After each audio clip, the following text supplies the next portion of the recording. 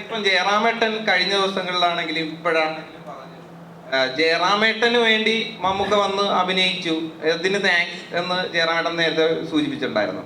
അപ്പം മമ്മൂക്കാനെ ഈ ചിത്രത്തിൽ എക്സൈറ്റ് ചെയ്യിപ്പിച്ചത് ജയറാം അഭിനയിക്കുന്ന ഒരു ചിത്രം എന്നതാണ്, അതോ അതിലെ കഥാപാത്രം? ജയറാം ഒരുപാട് സിനിമയിൽ അഭിനയിച്ചിട്ടുണ്ട്, എന്നെ വിളിക്കാതെ.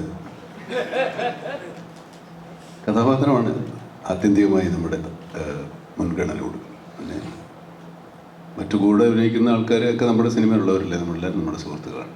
ജയറാം കുറച്ച് കൂടുതൽ സൗഹൃദം ഉള്ള ആളാണ്. ജയറാമേട്ടന് വേണ്ടി എന്ന് അദ്ദേഹം അവകാശപ്പെടുന്നതിൽ എനിക്ക് സന്തോഷമുള്ളൂ. നിങ്ങൾക്ക് തീരുമാനിക്കാൻ പടമായല്ലോ. ഇനി നമുക്ക് ഈ പറഞ്ഞതുപോലെ ഇപ്പം മിഥുൻ മാനുവൽ പറഞ്ഞല്ലോ, ഞാൻ കയറി വന്ന് എനിക്ക് വിശക്കുന്നു എന്ന് പറഞ്ഞ് ഈ കഥാപാത്രം ഏൽപ്പിക്കുകയാണെന്ന് പറഞ്ഞു. ഏറ്റവും കൂടുതൽ കഥ ഇഷ്ടപ്പെടാനുള്ള ഒരു ചാൻസ് ഉണ്ടല്ലോ. ഈ നമുക്ക് മമ്മൂക്ക അല്ലായിരുന്നെങ്കിൽ ഈ സിനിമയ്ക്ക് അത്രയും ഹൈപ്പ് ഉണ്ടാകില്ല എന്ന് ഞാൻ പ്രേക്ഷകൻ എന്ന നിലയ്ക്ക് എനിക്ക് തോന്നിയ ഒരു സബ്ജക്റ്റാണ്. മമ്മൂക്ക എന്തുകൊണ്ടാണ് മിഥുൻ മാനുവൽ വന്ന് പറയുമ്പോൾ ഞാൻ ചെയ്തേക്കാം എന്ന് തന്നെ തീരുമാനിച്ചു? മിഥുൻ മാനുവലിനെ സന്തോഷമാക്കി പാക്ക് ചെയ്ത് വിട്ടു കൊടുത്തത്. അങ്ങനെ ചെയ്തേക്കാം എന്ന് പറഞ്ഞല്ലോ നമ്മൾ ചെയ്യുന്നത്. ചെയ്യണം എന്ന് വിചാരിച്ച് തന്നെ ചെയ്ത സിനിമയാണ്. അങ്ങനെ തന്നെ എല്ലാ സിനിമയും ചെയ്യേണ്ടത്. ചില സമയത്തൊക്കെ നമ്മുടെ തീരുമാനങ്ങൾ ശരിയാകാറില്ലെന്നേ ഉള്ളൂ. സിനിമയുടെ കഥാപാത്രം തന്നെയാണ്. ആദ്യം ഇതിലൊരു ഔട്ട്ലൈൻ പറഞ്ഞപ്പോൾ ഞാൻ ചോദിച്ചു, ഈ കഥാപാത്രം ഞാൻ അഭിനയിച്ചാൽ എങ്ങനെ ഇരിക്കുമെന്ന്. നമുക്ക് അവർ താങ്ങൂലെന്ന് പറഞ്ഞു.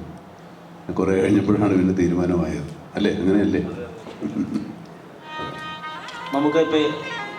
ഇവിടെ ഈ സിനിമയിൽ കുറച്ച് ഇംഗ്ലീഷ് വാക്കുകളൊക്കെ മലയാളിക്ക് പുതുതായിട്ട് തന്നിട്ടുണ്ട്. ഈ സെൻസും സെൻസിബിലിറ്റിക്കൊക്കെ ശേഷം ഡെവിൾസ് ഓൾട്ടർനേറ്റീവ് അല്ലെങ്കിൽ ബ്ലഡി റൊമാൻറ്റിക് ഒക്കെ. അപ്പോൾ അത് നമ്മൾ മുമ്പും നമുക്ക് പറയുന്ന ഇംഗ്ലീഷ് സംഭാഷണം എന്ന് നല്ല വ്യത്യാസമായിട്ടാണ്, ഇമോഷൻ ചേർത്താണ്. ഈ ബ്ലഡി റൊമാൻറ്റിക് എന്ന് പറയുന്നിടത്ത് തന്നെ ആ കഥാപാത്രത്തിൻ്റെ വേദനയും വിഷാദവും വിദ്വേഷവും ഒക്കെ ഉണ്ട്. ഈ ഇപ്പോഴും ഡയലോഗ് പറയുന്നതിന് അലക്സാണ്ടറായിട്ട് പറയുന്നതിന് എന്തെങ്കിലും പുതിയ പരിപാടി പിടിച്ചിരുന്നോ?